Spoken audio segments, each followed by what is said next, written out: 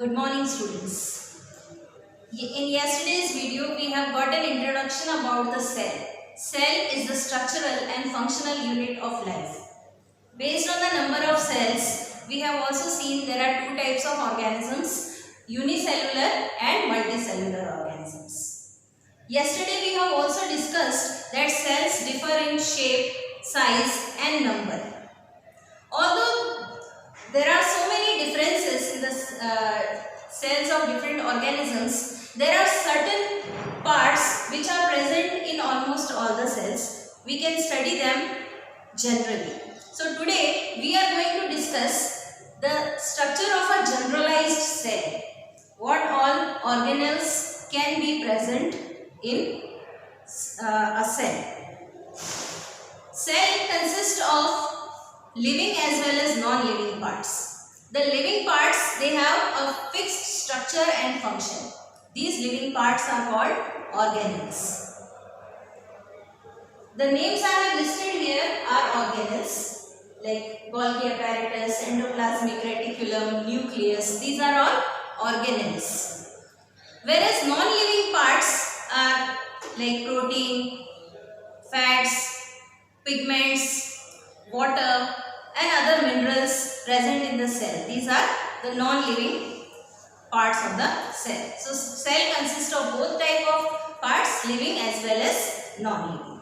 Now, let us see the generalized cell, the structure of a generalized cell. Here, I have drawn the structure of a generalized cell.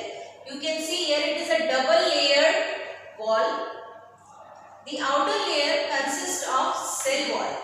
Cell wall is present only in plant cell. It is absent in animal cells. Cell wall is also present in fungus, in bacteria, cell, etc. Cell wall in plants is mostly made up of cellulose, and the basic function of the cell wall is to protect the cell from mechanical injury. The second layer, the inner layer, is the cell membrane. Cell membrane is a selectively permeable membrane. Selectively permeable means it allows certain substances to enter and certain substances to leave the cell. Means it keeps a control over substances entering and leaving the cell.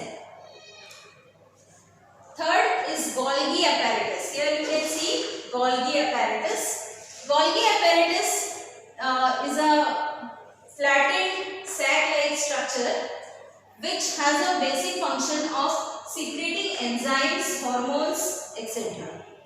Enzymes are chemicals which allow the metabolic processes to run smoothly, and hormones are also secreted in the for growth, for different other functions. Then we have vacuole. Vacuole, it's a single layered structure. In plant cell you will see a big vacuole. In animal cell the number of vacuoles may be more, but their size is very less, and sometimes vacuole may not be present in animal cell. Vacuole stores excess water. It also stores minerals, pigments, etc. Then we have endoplasmic reticulum. Now, endoplasmic reticulum I have written in short, ER. Endoplasmic reticulum are of two types, smooth ER and rough ER. Now, why this is rough ER? Here you can see these dot-like structures. Right? These dot-like structures are ribosomes. So, they make the appearance rough. And smooth endoplasmic reticulum does not have these dot-like structures. Here it is shown. Endoplasmic reticulum, it synthesizes, stores and transports different cell products. Synthesizes means it prepares, stores and transports the cell products. Then comes the most important part of the cell, that is nucleus. Nucleus is called the brain of the cell. Like how the brain of our body controls all the functions of our body, similarly nucleus controls all the functions of the cell. This is the nucleus. This round structure with double wall is called the nucleus. You can see this This is nuclear membrane. The covering of the nucleus, that is called the nuclear membrane. This is also double layered and it is porous. Porous means it has gaps in between. You can see these gaps. These are nuclear pores. Okay. Inside the nucleus, you have a jelly-like substance called nucleoplasm. And in the nucleoplasm are nucleolus and chromosomes. Chromosomes, they carry hereditary characters from parent to the offspring, to the children. Okay, so all the hereditary characteristics are transferred by the chromosomes. Chromosomes, they have DNA, right? And in this DNA, you have the traits for hereditary characters. Then comes this nucleolus, and this all four, they comprise of the nucleus. Then we have cytoplasm. Cytoplasm is a jelly-like fluid where organelles are embedded. This whole part, this all empty space which I have not done anything in it, this is cytoplasm. Okay.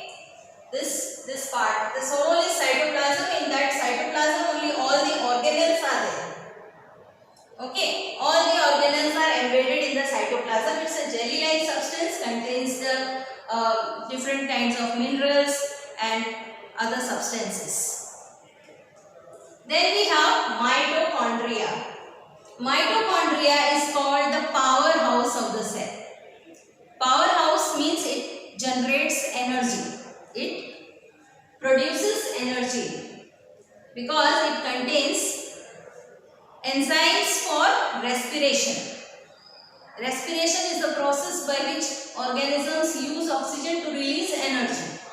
That is why it is called the powerhouse of the cell. Then comes these small dot-like structures, ribosomes. Mitochondria is here. I have labeled it here. This is mitochondria. These are ribosomes. You can see some of the ribosomes are free. Some of them are located on the rough ER. The main function of ribosome is protein synthesis, means manufacture of protein. Then we have plastid. These plastids, they are of three types. Okay, plastids, they are of three types. We have chloroplast, which you must have read before. Then chromoplast and leucoplast. Okay, three types of plastids: chloroplast, chromoplast and leucoplast. Chloroplast, they contain chlorophyll, the green pigment which helps in photosynthesis. Leucoplast are colorless plastids. They store starch. Like in potatoes, if you cut open a potato, it is off-white in color. That contains leucoplast. And thirdly, chromoplast. Chromoplast, they have pigments for different colors. You see colors in flowers, you see colors in fruits. This chromoplast is responsible for that color. After plastid, we have centrosome. Remember children, this plastid is also present only in the plant cell. In animal cell, plastids are absent. Then we have centrosome. Centrosome is present only in animal cell, not in plant cell. Okay, plastid are present in plant cell. Centrosome is present in animal cell. Centrosome help in cell division. Here is the centrosome. Centrosome, during cell division, it divides and into two parts. One remains on one end of the cell, another goes to another end. During cell division, nuclear membrane disintegrates and half of the chromosomes are carried away this side and half are being carried away this side, so that one nucleus divides into two. About cell division you will learn next year in class 9. So centrosome helps in division of the cell. Cell division helps in growth. Right? Number of cells increases, so the animal or the plant grows. And centrosome is only present in the animal cell. Lysosomes. Lastly, we have lysosomes. Lysosomes are called suicidal bags. Suicidal bags because they can digest the cell itself. They have certain chemicals, hydrolytic enzymes, which are capable of digesting the cell also. If the cell is damaged or any harmful material enters the cell, they will digest that harmful material, or if the cell is damaged, they will completely digest the cell itself. So children, these are the different parts of the generalized cell. In tomorrow's video, we will discuss about difference between plant and animal cell. Tomorrow we will learn how to draw plant and animal cell and what are the difference in them. Till then, have a nice day.